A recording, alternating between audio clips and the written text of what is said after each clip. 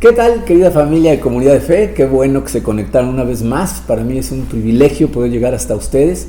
A donde quiera que estén, les mandamos un fuerte abrazo y les damos una cordial bienvenida. Miren, estamos muy emocionados porque ahora sí estamos a punto de reabrir nuestro edificio. Miren, sé que la gente está dividida en dos grupos, porque me los he encontrado en la calle y la pregunta que me hacen es diferente, ¿no? Hay un grupo de gente que me dicen, ¿por qué no hemos regresado? ¿Por qué no hemos reabierto? Y la verdad es que, miren, no eran obviamente falta de ganas, nos estamos muriendo de ganas de regresar a vernos, ojalá pudiéramos regresar a abrazarnos, aunque todavía no es posible, pero no lo habíamos hecho porque no era seguro, ¿ok? Y el otro grupo de gente nos decía, oye, ¿por qué tan rápido? ¿Ya van a reabrir? ¿Están seguros? Miren, estas cosas no las hacemos nada más a la ligera, no tomamos decisiones a la ligera. Estamos en oración en todo momento pidiendo guía de Dios y estamos recibiendo consejos de gente que está en la línea de batalla y que nos pueden decir qué opinan acerca de lo inteligente o no inteligente de reabrir. He hablado con varias personas, uno de ellos el doctor José Luis, ¿no? Que él está en la línea de batalla de COVID y él esta semana que hablamos me dijo, yo creo que es apropiado y de hecho necesario ya que reabramos, la situación está mucho más estable, el tratamiento es mucho más eficaz, entonces vamos a reabrir. Entonces miren, en 2 semanas regresamos y en lo que eso sucede, quiero pedirles varias cosas. Para empezar, me gustaría que estuvieran orando todos, necesitamos orar por protección, por sabiduría, para que implementemos todas las cosas de forma correcta. Ayer en la tarde todos nuestros servidores tomamos un curso para saber exactamente cómo manejar la situación para que estemos con toda la seguridad posible, ¿okay? Yo sé que, miren, son tiempos complicados, decisiones complicadas las que estamos tomando y por eso, aparte de estar orando unos por otros, quiero pedirles a todos que tengamos gracia unos con otros. Porque esta situación pues nos muestra cómo pensamos de forma tan diferente. Hay gente que piensa que cualquier tipo de seguridad es una exageración y hay gente que piensa que cualquier tipo de seguridad no es suficiente, ¿no? Entonces vamos a tener que tener gracia unos para con otros, ¿okay? En la iglesia vamos a implementar varias medidas de seguridad que las van a ver como las están viendo en todos los lugares que están abiertos, ¿no? Vamos a estar tomando temperatura, va a haber gel por todos lados. Y vamos a pedir el uso de cubrebocas de forma obligatoria adentro de la iglesia. El staff de servidores va a estar al pendiente, vigilando que todo el mundo tenga su cubrebocas puesto y puesto correctamente, cubriendo la nariz y la boca. Por favor, no te molestes si alguien se acerca y te dice, súbete el cubrebocas, por favor. Ellos lo que están haciendo es tratar de protegerte. Miren, tuvimos 2 eventos de prueba. Uno fue un concierto para servidores adultos y otro fue para los jóvenes, y curiosamente los jóvenes muy obedientes todos, pero en el de adultos uno que otro adulto se molestaba cuando les pedíamos que se pusieran el cubrebocas correctamente. Entonces, por favor, hay que tenernos gracia unos con otros, estamos ahí para ayudarnos, ¿ok? Vamos a iniciar el jueves 1 de octubre, como ya se los platicamos, 8 de la noche. Ese servicio es para jóvenes y adultos, ¿ok? No hay área de niños. El domingo vamos a empezar con un servicio a las 12:30 y durante ese horario va a haber área para jóvenes de secundaria y preparatoria nada más. Ya estamos pensando en formas para regresar a nuestros niños en un futuro próximo, ¿okay? Estamos planeando cómo hacerlo correctamente. Por lo pronto, solamente vamos a permitir que los alumnos de 6º de primaria se unan con los alumnos de secundaria y preparatoria y van a tener su reunión al aire libre. Tenemos una carpa enorme que ya seguramente vieron en el video y ahí van a estar. Miren, vamos a ser muy estrictos con eso, por favor. Si tú tienes un hijo en 5º de primaria o 4º de primaria, no llegues diciendo, no, es que él es muy maduro y está muy grandote. Los de 6º de primaria van a poder entrar a secundaria, a los demás no los vamos a recibir por el momento. Ya verán cómo en breve vamos a empezar a recibir a otros niños, ¿ok? Entonces, por un lado, eso, quería pedirles esas cosas, pero hay otra cosa que necesitamos hacer. Miren, yo no sé si ya hicieron cuentas, pero llevamos 6 meses encerrados con esta pandemia. Sé que estamos cansados, algunos medio desconectados un poquito, pero por la gracia de Dios aquí estamos. Y eso es algo que tenemos que celebrar, tienes que animarte y decir, sí, aquí estamos, Dios nos está sosteniendo y aquí estamos. Así es de que yo no sé con quién estés viendo esto, pero voltea a ver al de al lado y dale 5. Porque si estás solo, date 5, solo nada más quita la cabeza, no te vayas a dar en medio, ¿ok? Pero de verdad tenemos que celebrar que aquí estamos. A lo mejor no hemos llevado la pandemia a la perfección, a lo mejor algunos están desmoralizados, con ansias por las cosas que han sucedido, por trabajos que se han perdido, por las finanzas complicadas, pero aquí estás. Gracias a Dios que nos ha sostenido. A lo mejor estás pensando, tú no tienes idea de lo mal que he estado llevando esta pandemia. Pues a lo mejor, pero aquí estás conectado, estás viendo esto, lo cual significa gloria a Dios porque te está sustentando, ¿ok? Y también piensa en esto, mira, estamos tomando decisiones complicadas durante la pandemia, que si los niños van a la escuela, que si la hacen en la casa, que si hacemos total homeschooling, que si vamos a regresar a la iglesia, que si prefiero quedarme y seguir viéndolo en línea. Nuestros servicios en línea van a mantenerse, de hecho, quería avisarles, vamos a tener a partir del domingo 4 un servicio en línea, a las 10:30 de la mañana se va a mantener ese servicio, porque el trabajo que hacía nuestro equipo para producir el de las 12:30, ahora lo van a hacer para producir el servicio en vivo. Entonces tenemos un servicio en línea, pero estás tomando ese tipo de decisiones y lo que quiero es que tengas la tranquilidad de saber que la decisión que tomes está bien. Si crees que es más correcto quedarte en tu casa y seguirlo viendo desde ahí, está bien. Si quieres venir a la iglesia, está bien. O sea, no te pongas tan ansioso sobre estas decisiones. Ponte en oración a Dios y lo que Él te diga que hagas, eso es lo que tienes que hacer, ¿ok? Sé que Dios ha estado trabajando en nosotros durante esta pandemia. Si lo has estado dejando, pues ha trabajado mucho. Si te has medio desconectado, a lo mejor ha trabajado poco, pero créeme, las lecciones de esta pandemia van a llegar a tu corazón en su momento. Lo maravilloso para mí es ver cómo nada tan pequeño o tan grande, porque pues, lo puedes ver de cualquiera de las dos maneras, como este virus puede detener el plan de Dios.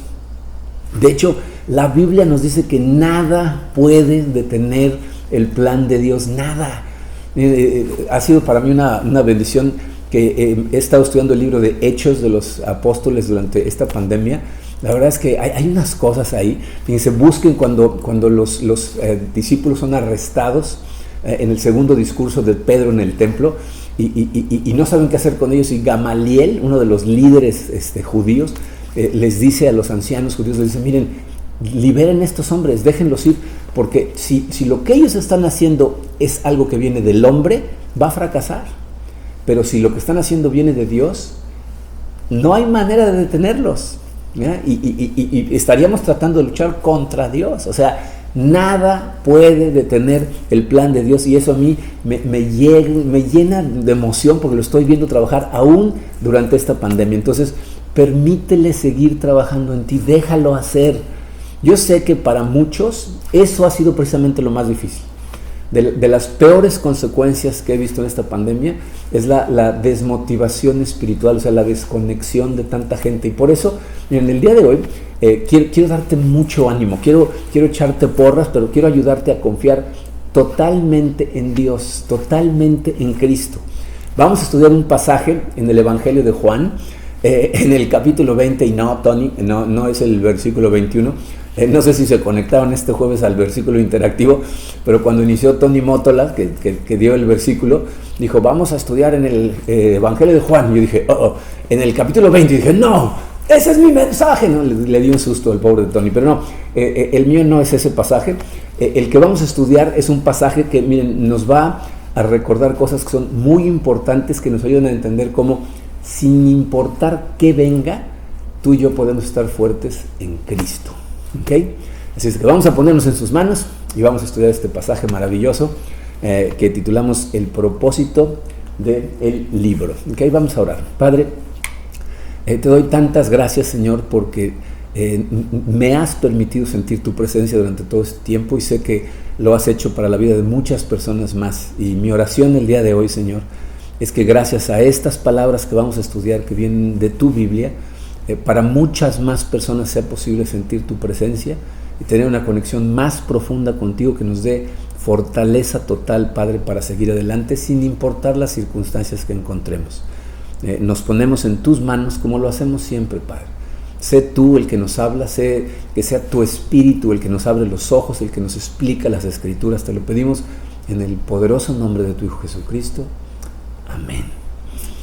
Muy bien, miren, el Evangelio de Juan es un evangelio que es muy diferente a los otros 3 evangelios, ¿no? Tenemos Marcos, Mateo, Lucas. Esos 3 evangelios son conocidos como los evangelios sinópticos. Se parecen mucho, llevan más o menos la misma línea de tiempo, comparten muchas historias, ¿verdad? Tienen muchas historias en común. En cambio, el evangelio de Juan tiene una perspectiva muy diferente desde su inicio. De hecho, el evangelio de Juan fue escrito muchos años después. El evangelio de Juan se debe haber escrito más o menos entre el año 90 y el año 100 después de Cristo. Los otros se han de haber escrito por lo menos unos 30 años antes que este evangelio. Y entonces está visto con una perspectiva diferente, con un Juan que ya es una persona mayor de edad y ve las cosas de forma muy diferente. Pero contiene algunas de las historias más hermosas acerca de la vida de Jesucristo. Historias que nada más aparecen en este evangelio. Juan utiliza mucho, por ejemplo, el número 7, que consideran en la Biblia el número perfecto, ¿no? Hay 7 milagros, 7 declaraciones, yo soy. Aparece ahí la resurrección de Lázaro, su encuentro con Nicodemo, la mujer samaritana, cuando camina en agua, la multiplicación de los panes. El Evangelio de Juan contiene la oración más larga y profunda que dice Jesucristo, que está registrada en la Biblia, que es todo un capítulo, el capítulo 17. Y lo que Juan hace a través de todo el libro es tratar de ayudarte a ver a Jesucristo por lo glorioso y maravilloso que Él, para que puedas fijar tu mirada y estar todo el tiempo fijo en Él. Nos lo muestra como 100% hombre y 100% Dios, de manera que si tú pones tus ojos y tu mente en Jesús, no importa qué circunstancias enfrentes, puedes seguir adelante y fíjate, las circunstancias, sin importar cuáles sean, tu vida va a estar llena de gozo y de paz en lugar de frustración y ansiedad. Y creo que eso es exactamente lo que todos nosotros necesitamos, que ante esto que estamos viviendo, nuestro corazón pueda estar lleno de gozo y de paz. ¿Ok? Fíjense, normalmente para entender el propósito de algún libro de la Biblia necesitamos estudiarlo, necesitas analizarlo, a veces irte a comentarios para ver en total cuál es el propósito del libro. Pero en el caso del Evangelio de Juan no es necesario, porque Juan nos lo dice transparentemente claro. Está el pasaje es Juan capítulo 20, versículos 30 y 31. Vamos a empezar con el 30. Dice así: Jesús hizo muchas otras señales en presencia de sus discípulos, las cuales no están escritas en este libro. Bien, de acuerdo a este pasaje, no todo lo que hizo Jesucristo durante esos 3 años está registrado en los evangelios, lo cual tiene sentido, porque pues, imagínate, si registraran lo que hizo cada minuto de cada día durante 3 años, pues, obviamente los evangelios serían muchísimo más largos. No está todo ahí, entonces tiene sentido, ¿ok? Pero miren, a lo mejor te sorprende, ¿no? Dices, ¿cómo? ¿Y por qué no registraron otras cosas? La verdad es que en la época esto era muy común. Las biografías de la gente no se escribían como las escriben hoy en día, ¿no? Que hoy te dicen, nació en tal ciudad, de tal, sus padres y sus primos, y fue primero a la primaria, tal escuela, o sea, te cuentan todos los detalles. En esa época, lo único que se registraba en las biografías de gente como Jesucristo eran los datos, las escenas, las situaciones que sucedían, que eran importantes para transmitir los puntos que el autor quería transmitirle a la audiencia. Entonces no llenaban de datos que fueran inútiles, nada más los que servían para expresar sus puntos más importantes. Y los puntos más importantes nos los da precisamente en el versículo 31. Fíjense cómo dice. Dice, pero estas, o sea, las que se escribieron, dice, estas se han escrito para que ustedes crean que Jesús es el Cristo, el Hijo de Dios, y para que al creer tengan vida en su nombre. Entonces aquí Juan nos dice que hay 3 cosas que son cruciales para él. Tienes que creer en 2 cosas por una razón. Tienes que creer en que Jesús es el Cristo y tienes que creer que es el Hijo de Dios. Dice, porque al creer en esas 2 cosas, número 3, tengas vida en su nombre. Esos son nuestros 3 puntos del día de hoy. Aquí Juan ya nos ayudó con el programa, porque eso es lo que vamos a ver. Entonces, fíjate, número 1 dice, tenemos que creer que Jesús es el Cristo. Fíjate, Cristo literalmente significa Mesías. En otras palabras, nos está diciendo que Jesús es el enviado de Dios como resultado o como respuesta a su promesa que nos hizo desde Génesis. Cuando Dios dijo que iba a mandar a un niño que iba a destrozar el trabajo del mal, ese es el Mesías, ese es el Cristo. Y aquí nos dice Juan, Jesús es el Cristo. Y te voy a decir lo que eso significa. Significan dos cosas. Para empezar, Jesús es el Salvador del mundo. ¿Ok? Jesús fue enviado por Dios para salvar al mundo. Esto nos lo dice Juan al principio de su libro, en el capítulo 1, versículos 12 y 13. Fíjate lo que dice. Dice: mas a cuantos lo recibieron, a los que creen en su nombre, les dio el derecho de ser hijos de Dios. Estos no nacen de la sangre, ni por deseos naturales, ni por voluntad humana, sino que nacen de Dios. Miren, quiero que pongan mucha atención a lo que dijo aquí Juan. Dijo, a cuantos lo recibieron, a los que creen en su nombre. No dice, a cuantos se portaron bien, a cuantos lo estaban esperando, a cuantos no faltaban a la iglesia y se sabían la Biblia de memoria. O sea, dice, a cuantos lo recibieron y creyeron en su nombre, les dio el derecho de ser hijos de Dios. O sea, en el momento en que nosotros creemos que Él es el Salvador del mundo, en ese momento Dios se convierte en nuestro Padre amoroso, nuestro Padre protector, ¿verdad? Y nos hace miembros de su familia, o sea, nos adopta como a sus hijos. ¿Okay? Y me parece muy interesante que nos dice cómo es que esto no sucede y cómo es que sí sucede. ¿Se fijaron? Dice, no nacen de la sangre. ¿Qué significa eso? El hecho de que tus papás sean cristianos no te hace a ti cristiano de forma automática. ¿Okay? Mucha gente dice, no, yo nací en una cuna cristiana. Ah, caray, ¿dónde venden esas cunas para comprar una? ¿No? O sea, no hay cunas cristianas. Tú naciste en una familia, a lo mejor en donde tus papás eran cristianos desde antes de que tú nacieras, pero en algún momento de tu vida Dios tiene que llamarte y tú tienes que responder a ese llamado. Y entonces es que pones tu fe en Él, ¿ok? Entonces no es por la sangre, dice, ni por deseos naturales. O sea, no es que tú un día decidiste que ibas a seguir a Dios. Él un día te llamó y tú decidiste responder a su llamado. Nosotros tenemos una responsabilidad en esto de responder a su llamado y seguirlo y dejarlo transformarnos y obedecer, etc. Pero el que nos llama es Él, no es por nuestros deseos naturales. Dice, ni por la voluntad humana. O sea, no fue porque le echaste muchas ganas, ¿no? Porque hay gente que hoy dice, no, pues échale ganas. Esto no se trata de echarle ganas. Se trata de que cuando Él te llame, respondas. Y nos dice por qué fue, dice, sino por nacen de Dios, es decir, fue un regalo de Dios. Por la gracia de Dios, hoy tú eres hija de Dios o eres hijo de Dios. Y miren, estas cosas las podemos ver a través del libro de Juan y a través de los evangelios en general. Fíjense, por ejemplo, cómo Él llama a sus discípulos. O sea, los discípulos no van a Él y dicen, queremos seguirte. De hecho, hay gente que se acerca y le dice, yo te quiero seguir. Y dice, no vas a seguir a ningún lado, ¿no? ¿Qué tengo que hacer para ganarme el reino? Deja todo y sígueme. Y no van. Pero cuando Él los llama, entonces van, ¿no? Y miren, ¿saben qué es muy interesante? Fíjate cómo Él es el que escogió, pero quiero que te fijes a quiénes escogió.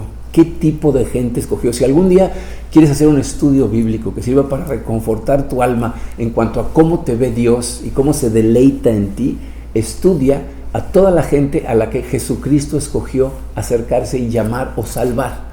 Por ejemplo, fíjense, los discípulos, si te pones a estudiar los discípulos, yo creo que algunos de los discípulos que Dios escogió para ser sus discípulos no pasarían las políticas de contratación de nuestra iglesia. O sea, fíjate, Pedro con su impulsividad y de repente la manera en que trataba a los demás, quién sabe si lo hubiéramos contratado. Juan y Santiago eran hermanos y los apodaban los hijos del trueno, porque un día iban caminando de camino a Jerusalén y Jesucristo mandaba mensajeros por adelantado a los pueblos que seguían para encontrar en dónde quedarse. Y entonces en un pueblo en Samaria van y rechazan a sus mensajeros, no los reciben. Y Juan y Santiago le dicen, ¿quieres que hagamos caer fuego del cielo para que los cateme y los consuma? Y Jesucristo les pone una regañiza y simplemente se brincan al pueblo, ¿no? Entonces, estos agresivos, quién sabe si los contrataríamos. Otro de los discípulos se llama Simón el Celote. Los celotes eran unos guerrilleros que se estaban armando y preparando para levantarse en contra del gobierno. Tomás lo dudaba todo. Mateo era miembro de un grupo de gente que eran odiados porque eran unos traidores a su misma gente, era un recolector de impuestos. Entonces nada más piensen eso, la gente que él escoge, si estudia los evangelios, estos discípulos se equivocaban cada rato. Jesús decía, a ver, ¿qué harían si esto? Y lo que contestaban estaba mal. Lo seguían por las razones equivocadas. No, ellos todo el tiempo pensaron que en algún momento Jesús iba a restaurar el reino de Israel y ellos iban a reinar. Y si no me creen, miren, de veras estoy encantado que estoy leyendo Hechos durante esta pandemia.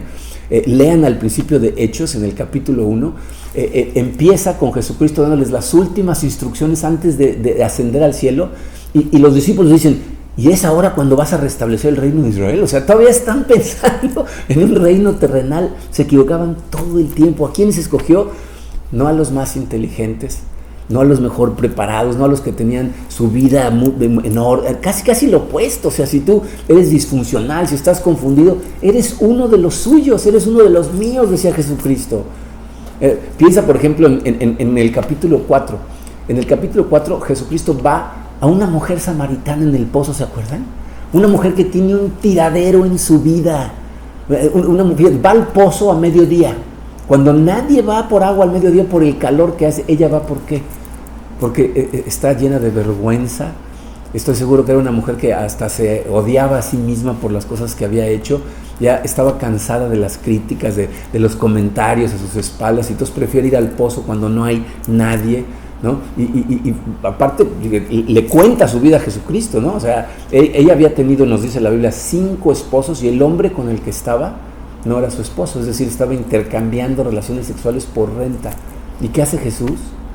Dice, la samaritana es a la primera persona a la que él se revela como el Mesías. Lean el capítulo, y lo que le dice es, ella está tratando de evadir las preguntas que él está haciendo. Le dice, bueno, cuando venga el Mesías, que dicen que va a llegar, él nos explicará todo. Y le dice, yo soy el Mesías, yo soy ese. Ni siquiera a sus discípulos les había dicho eso, y va con la samaritana. Entonces, mira, a lo mejor tú tienes un pasado que te hace sentir sucio, sucia, o a lo mejor no un pasado, a lo mejor tienes un presente, ¿no?, en donde tú piensas que no puedes dar la talla, ¿no? Que no puedes vivir al estándar que él espera de ti. A lo mejor esta misma semana caíste en algo que te hace sentir avergonzado. Escúchame, por favor, tú eres el tipo de gente de Jesús.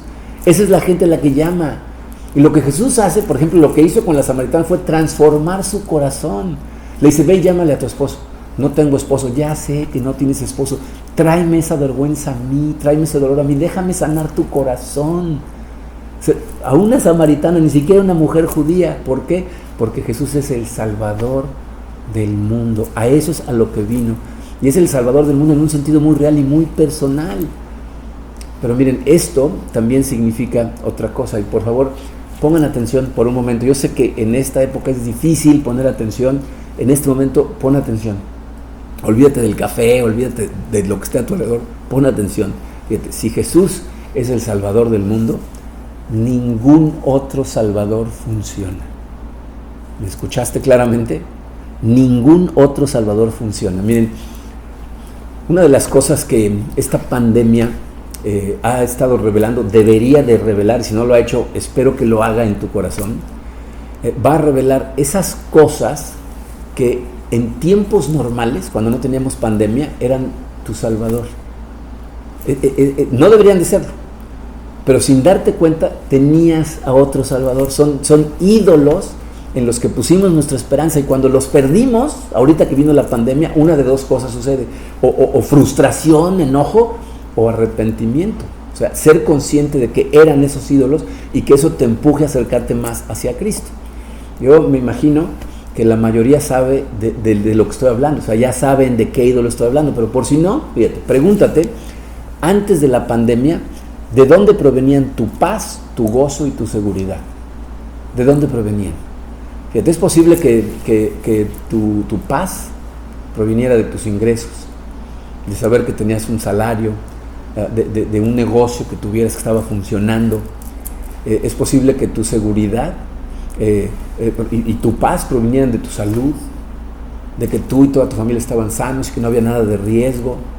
Es posible que tu gozo proviniera de las actividades que estaban por venir, de los eventos que estabas a punto de celebrar, de la comodidad que podías disfrutar. Y de pronto viene la pandemia y los perdimos. Y fíjate, pregúntate, ¿a dónde acudiste cuando perdiste esas cosas? ¿A dónde fuiste? ¿Será que ya te chutaste todo Netflix tratando de no pensar en la situación que estamos viviendo? A lo mejor estás tomando un poquito más de lo que deberías, o te estás anestesiando de alguna otra manera, porque perder a esos ídolos nos hace frustrarnos y en lugar de ir hacia donde deberíamos de ir, buscamos maneras de no pensar en ello. Y te voy a decir de dónde viene ese enojo. Lo que sucede es que estás descubriendo que esos ídolos no funcionan. ¿Sabes por qué? Porque Jesús es el Salvador del mundo y nada más Él. Ninguna otra cosa puede ser tu Salvador. Él es el único que puede proveer de paz, gozo y seguridad real.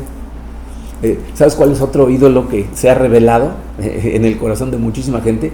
Control. Y aquí, miren, les voy a decir con honestidad, si no se ha revelado en tu corazón la frustración de no poder controlar cosas que normalmente puedes controlar, si a ti no te ha sucedido, entonces el que tiene que venir a predicar eres tú, porque me tienes que enseñar, ¿no? O sea, nos tienes que enseñar a todos, porque eso es algo que nos pegó durísimo con la pandemia, cuando de pronto nos dimos cuenta que no estamos tan en control como pensábamos, ¿no? Entonces, yo creo que esa es la lección más grande que nos está enseñando esta pandemia, que realmente no estamos en control, ¿no? ¿No te pasa? ¿Has tenido que cancelar algún viaje, algún negocio, alguna apertura de una iglesia en la Ciudad de México, algún evento importante que querías celebrar? O sea, han tenido que cambiar cosas que tú pensabas que tenías bajo tu control, y te acuerdas de la tristeza, que en algunos casos se convierte en enojo, a veces incluso en resentimiento. Miren, nos molesta no poder controlar ciertas cosas, aun cuando la Biblia nos dice que el único que está en control es Dios y que solamente nos mandó a un Salvador, que es Jesucristo. Pero si acudes a Jesús y le pides, le dices: Señor, yo quiero tener la paz, la seguridad, el gozo que solamente vienen de ti, Él lo que te da es descanso. Eso fue lo que Él nos ofreció. Digo: vengan a mí todos los que estén cansados y yo les daré descanso. A lo mejor te estás sintiendo en este momento muy desanimado, pero miren, a mí una cosa me da tranquilidad: el hecho de que en este momento estés conectado viendo esta transmisión significa que estás haciendo lo posible por aferrarte a Él, y me parece maravilloso. Sigue tratando de hacerlo, sigue conectándote. Solo recuerda una cosa que me va a llevar a nuestro siguiente punto: no eres tú el que está aferrado a Él, Él es el que no te deja solo nunca. Él está aferrado a ti. Y esto nos llega a lo segundo que nos dijo Juan, que es: Jesús es el Hijo de Dios. Dice, tienes que creer que Él es el Salvador, Él es el Cristo, y aparte Él es el Hijo de Dios. Miren, este punto es gigantesco, enorme, porque significa que no estás siguiendo simplemente una filosofía, o no simplemente estás tratando de conformarte a un comportamiento moral. No, estás siguiendo a la segunda persona de la Trinidad. ¿Entiendes lo que eso significa? O sea, quien estamos siguiendo, quien Jesucristo es, les puse esto: Jesús y Dios Padre son uno. Eso es lo que significa. Jesús y Dios son uno. Él siempre ha sido, siempre será, es el creador de todas las cosas, es Dios. ¿Ok? Miren, esto nos lo dice Juan al principio de su libro también, en Juan capítulo 1, versículos 1 al 3. Fíjense cómo dice: en el principio ya existía el Verbo. El Verbo estaba con Dios y el Verbo era Dios. Jesucristo es el Verbo. Y si el Verbo era Dios, Él estaba con Dios en el principio. Dice, por medio de Él todas las cosas fueron creadas. Sin Él nada de lo creado llegó a existir. Jesús es el Salvador del mundo. Y cuando la gente dice, pero ¿cómo puede ser Él el Salvador del mundo? Pues porque Él es Dios, coeterno con el Padre y con el Espíritu Santo, pero es Dios que siempre ha existido, siempre va a existir. Y aparte nos dice claramente, todo fue creado por Él. Y la Biblia nos dice que todo es sustentado por Él. Él mantiene todo el universo en perfecto estado y Él lo mantiene funcionando. Y miren, les sugiero que cuando les vengan de repente sus pensamientos de depresión, de duda, ¿no? Hagan un ejercicio de pensamiento. Es algo que yo hago constantemente cuando me llegan en la noche las depresiones, o en la madrugada me despierto y empiezo a pensar en y si esto, y si lo otro, y aquello. Este es un ejercicio que hago que se los recomiendo. Lo pueden hacer en este momento si quieren, Fíjate, cierra tus ojos y trata de desconectarte totalmente de lo que está sucediendo a tu alrededor. O sea, concéntrate por un momento, cierra tus ojos Y lo que tienes que hacer es primero, bien, sepárate de ti. O sea, imagínate que te estás viendo sentado en el sillón o acostado en la cama, no sé qué estés haciendo, pero imagínate que como un espectador te estás viendo ahí sentado, ¿ok?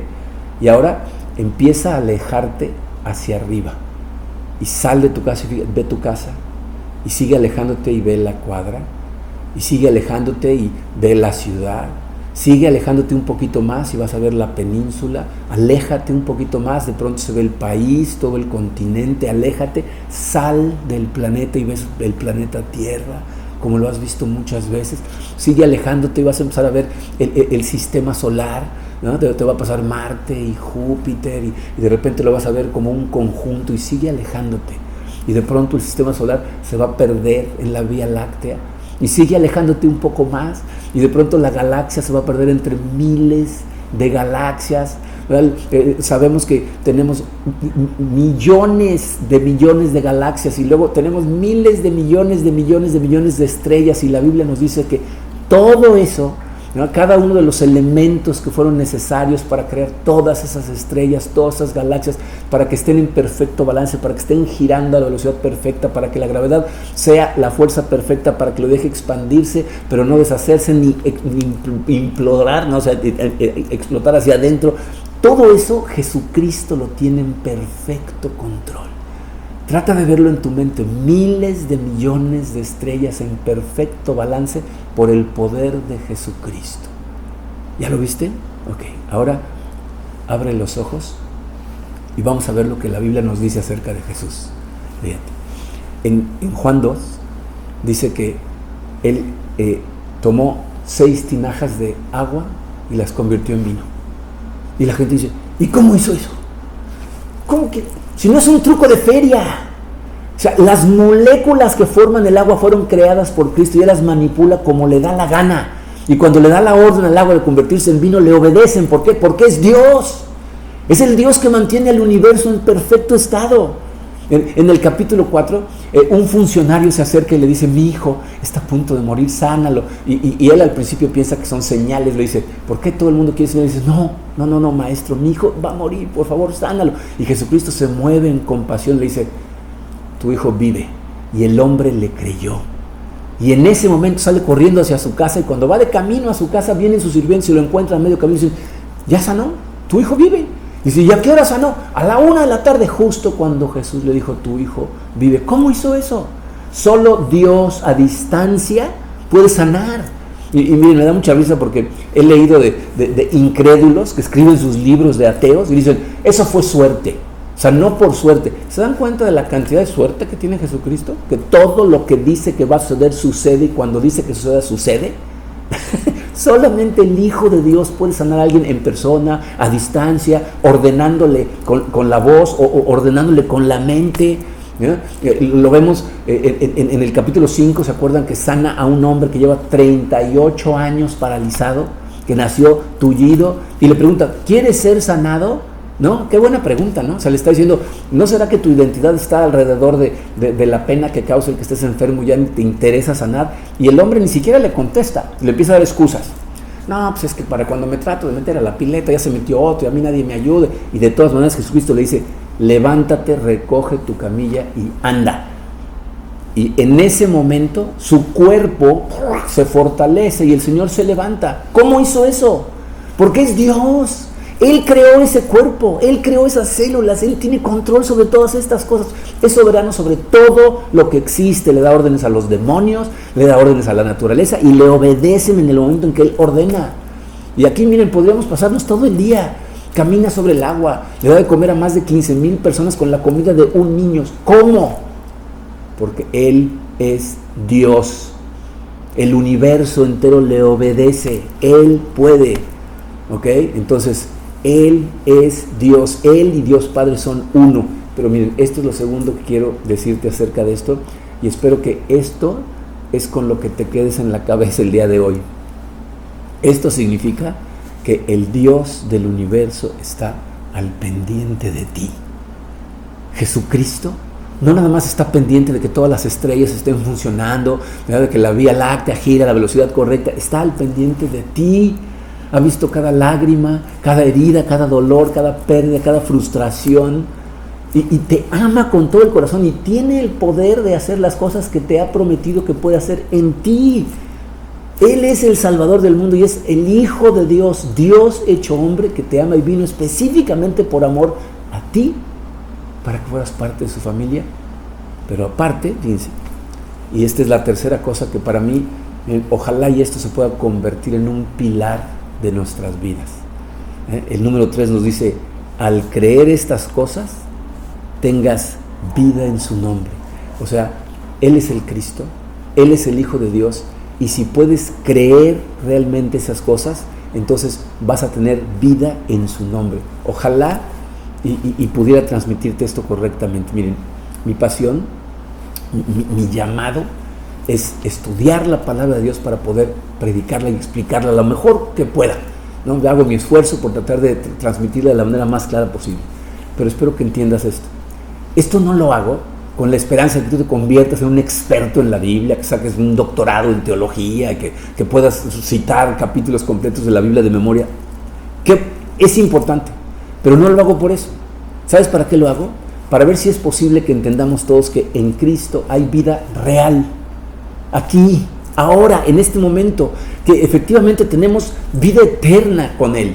Es una maravilla, es lo más maravilloso del mundo, porque vamos a pasar mucho más tiempo allá que acá. Pero necesitas entender esto. No necesitas esperar llegar al cielo para empezar a vivir. Hay vida en Él aquí, ahora, en medio de este tiradero hay vida. No significa que aprender la palabra no sea algo importante, pero significa, fíjate, que estudiamos la palabra de Dios para encontrar a Jesús, para que nos dé esta vida. Y si no está sucediendo esto, entonces la estamos estudiando mal. ¿Se acuerdan lo que le dice Jesús a los fariseos en Juan 5? Les dice, ustedes diligentemente estudian las Escrituras porque piensan que en ellas encontrarán vida eterna. Pero las Escrituras dan testimonio de mí, pero ustedes no quieren venir a mí para que les dé esa vida. Necesitamos ir a Él. Y miren, podemos ver eso en varios lugares, pero les voy a mostrar Juan capítulo 1, versículos 4 y 5, dice, en Él estaba la vida, y la vida era la luz de la humanidad. La luz resplandece en las tinieblas, y las tinieblas no prevalecieron contra ella. Miren, yo creo que no ha habido una mejor época en la historia de nuestras vidas para adoptar este versículo, un versículo que sea nuestro, que esté en nuestro corazón.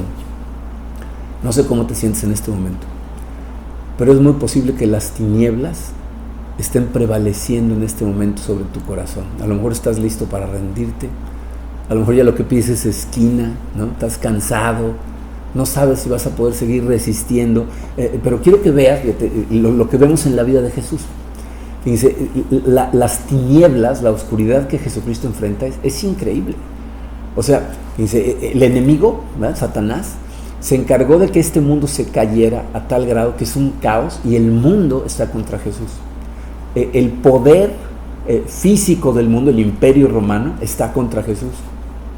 El poder en su gente, los fariseos, los saduceos, los líderes de la iglesia, están en su contra. Bueno, hasta su propio discípulo lo traiciona, está contra él y se encarga de entregarlo para la muerte. Y entonces Jesucristo, ¿verdad?, es arrestado, es torturado, es crucificado, y nosotros vemos a la cruz de Cristo y le damos gracias a Dios porque representa el perdón de nuestros pecados. Y es una cosa maravillosa, ¿ok? Nos regocijamos en el perdón de nuestros pecados, pero así como nos regocijamos en el perdón de nuestros pecados, debemos regocijarnos aún más en la resurrección de Cristo. ¿Por qué? Dice, porque ¿cómo es que Jesús triunfó contra el pecado, contra la muerte, contra Satanás, contra el poder del mundo, el poder de su gente? ¿Cómo triunfó? Con la resurrección. Y ya sé, digo, a lo mejor te preguntas, ¿pero qué no es la buena noticia que fuimos perdonados? Es una maravilla que fuimos perdonados, pero es una maravilla aún mayor que tienes vida en el nombre de Jesús, que la resurrección nos dice que ahora nosotros también tenemos esa vida. O sea, la vida cristiana es mucho más que tropezarte y pedir perdón, tropezarte y pedir perdón. Ahí es en donde Satanás quiere que te quedes. Pero la vida cristiana es muchísimo más que eso. Obviamente necesitamos confesar y arrepentirnos, pero Cristo vino para que tuviéramos vida, para que la tuviéramos en abundancia, ¿no? Y se lo dice a toda la gente con la que tiene encuentros. Fíjate, a Nicodemo, que le dice: el que no nazca de nuevo no verá el reino de Dios. Necesitas nueva vida. A la samaritana le dice: el que beba del agua que yo le voy a dar no tendrá sed jamás, porque esa agua se va a convertir en un manantial del que brotará ¿qué? Vida eterna, ¿no? En Juan 6 la gente se le acerca y le dice: no, danos más pan. Y él les dice: yo soy el pan de vida. Si quieres vivir, necesitas de mí, no necesitas pan. Una y otra vez vemos esto en las enseñanzas de Jesucristo. Él no está tratando simplemente de que te alinees a un comportamiento externo, sino que hay una transformación de corazón. Dice: me necesitas a mí para que la vida que vivas sea una vida real. ¿No es en resumen lo que aprendimos en la serie de la armadura? Que estamos en medio de una guerra terrible. Dios ya nos dio todas las herramientas que necesitamos. ¿Para qué? Para vivir victoriosamente en medio de esta guerra. ¿Por qué? Porque en Él tenemos vida plena aquí y vida eterna en su presencia. Tú y yo fuimos creados por Él y para Él. Entonces tenemos que ir a Él, que Él vive en nosotros para que tengamos esa vida. Y cuando eso sucede, el resultado va a ser mucho más que simplemente existir. Vamos a vivir, vamos a realmente vivir. Miren, voy a terminar con una pregunta, y me gustaría que te enfocaras un poquito en esta pregunta. Piensa en esto: ¿qué te está distrayendo en este momento de mantener tu mente en Jesucristo? ¿Qué te está distrayendo? A lo mejor si eres estudiante, la escuela, ¿no? La situación en la que esté la escuela, a lo mejor el hecho de que tienes que hacerla en línea, ¿no? Ya estás cansado del Zoom, o a lo mejor te está estresando el hecho de que tienes que regresar a la escuela en una situación no muy segura. A lo mejor es tu trabajo o falta de trabajo. Si perdiste tu trabajo y estás ansioso y no sabes qué va a seguir, a lo mejor eso es lo que te está distrayendo de Jesucristo. A lo mejor es tu salud o la salud de gente a la que amas, ¿no? Que en este momento se están poniendo muy nerviosos y estás tan concentrado en esas cosas que no puedes pensar en Jesucristo. A lo mejor es la soledad, ¿no? La desconexión con gente a la que amas, o tus amigos, ¿no? Que tienes a lo mejor meses de no verlos. A lo mejor ya simplemente estás volviendo loco con esta pandemia y no te está permitiendo esto. Miren, lo que sea, lo que necesitas hacer primero que nada es identificarlo, nombrarlo, decirlo: a mí me está venciendo esto. Esto es lo que me está distrayendo de poder poner mi mente en Jesucristo. Y entonces esta semana, fíjate, cuando ataque la distracción, porque va a atacar, va a llegar, y a lo mejor es una combinación de estas, ¿no? Pero cuando llegue, necesitas detenerte, decir: a ver, y en ese momento fijar tu mente en Cristo. Si tú nada más enfocas tu mente en una situación aquí en la tierra que a lo mejor te está robando del gozo, que está succionando la vida de tu vida, cuando eso sucede, tienes que fijar tu mente en Cristo, y en ese momento piensa: Él es el Cristo, Él es mi Salvador, Él es Dios. Piensa en lo grandioso que es Dios, piensa en el universo que controla, y en ese momento sé consciente de una cosa: ese Dios que está al pendiente de todo el universo, de que todo esté perfectamente funcionando, en ese momento está pendiente de ti, te está escuchando a ti, te está viendo a ti, está tratando de llenar tu corazón con su paz, está tratando de darte descanso. Ese Dios maravilloso te ama a ti personalmente, y en el momento en que acudes a Él, ahí está. Ese es el Dios al que seguimos, ese es el Cristo al que adoramos y al que le cantamos. Estamos extasiados nada más de pensar que ese Dios maravilloso verdaderamente se preocupa por nosotros. No permitas que las circunstancias te distraigan, te venzan. Fija tu mente en Él, que es maravilloso. Vamos a orar y vamos a celebrar la cena del Señor. Padre Santo, Señor, te damos tantas gracias por tu amor. Te damos tantas gracias porque tú desde el principio de los tiempos planeaste, Señor, mandarnos a el Cristo, Jesús hecho hombre. Gracias por cumplir esa promesa en Él. Gracias porque Él eres tú y tú eres Él, y nos invitaste a ser uno con ustedes. Te damos gracias, Señor. Gracias por adoptarnos como hijos en tu familia. Te pido, Señor, que ahora nos ayudes a todos a disfrutar de esa vida que tú viniste a darnos, a visitar de la plenitud que es posible cuando te tenemos a ti, cuando nos fijamos en ti, cuando ponemos nuestra mente solo en ti, en lugar de estarnos torturando con las circunstancias a nuestro alrededor.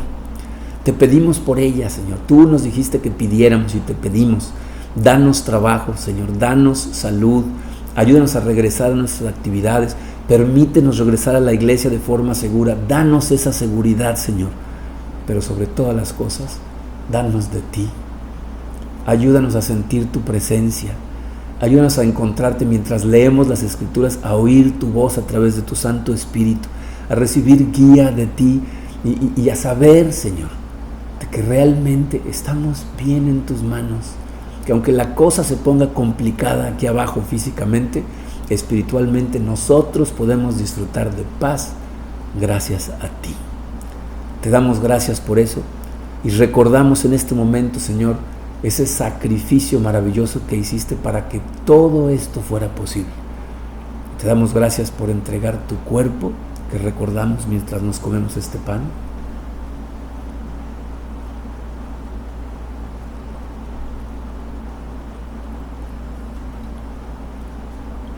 Y por derramar tu sangre, Padre, para el perdón de nuestros pecados, que es representada por este jugo.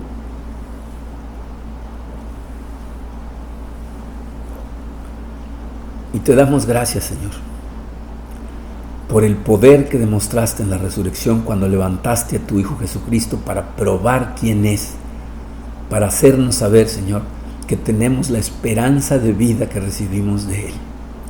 Ayúdanos a vivir, Padre, a verdaderamente vivir, a abrir los ojos, ver como tú ves, amar como tú amas, Señor, y vivir con el poder que tú vives. Te agradecemos y te pedimos todas estas cosas en el poderoso nombre de tu Hijo Jesucristo. Amén. Muy bien. Qué bueno que estuvieron con nosotros. Espero que estas palabras realmente los animen, les recuerden en quién tenemos que estar concentrados en todo momento. Les pongo aquí nuestra información bancaria. Los que puedan seguir diezmando, de verdad, no sé si vieron el devocional que hizo Tony Mótola, todavía está en Facebook.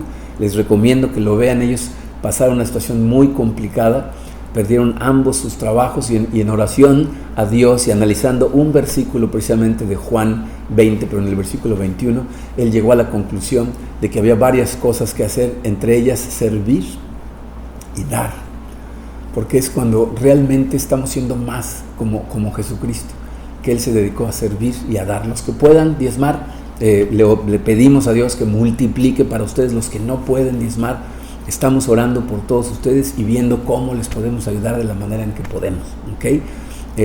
Estén pendientes.